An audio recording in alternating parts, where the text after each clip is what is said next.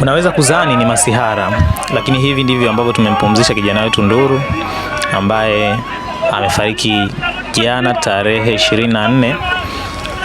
kwa ajali ya pikipiki. Kijana Nduru ni kijana ambaye amezoeleka sana maeneo haya ya Kigogo Posti, lakini pia ni mtu ambaye amekuwa ni mnyenyekevu na ni mtu ambaye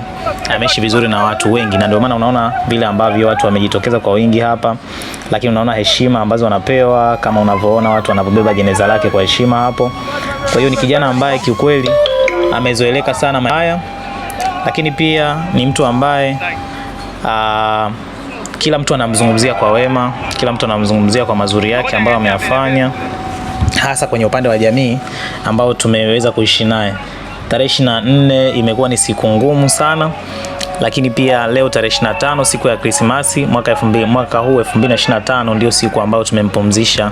baada ya kuwa amepata ajali. Nafikiri unaona namna ambavyo watu hapo wanasikitika kwa majonzi, watu wanapobeba jeneza lake kwa heshima, watu wanavyo mzungumzia kwa yale mambo ambayo ameyafanya, au tuseme kwa namna ambavyo alikuwa amezoeleka kwenye jamii yake. Hivi ndivyo ambavyo safari yake ya mwisho imefanyika, na leo tarehe 25 siku ya Krismasi mwaka 2025 ndio siku yake ya mwisho hapa duniani, na hapa ndipo ambapo anakwenda kupumzishwa kwenye nyumba yake ya milele kwenye makaburi ya Tabata Dampo. Kwa hiyo tunaendelea kumwombea kwa Mwenyezi Mungu aendelee kumuhifadhi, lakini pia ampunguzie adhabu ya kabri, na sisi kuna siku moja ambayo tunaweza tukakutana naye huko alikokwenda.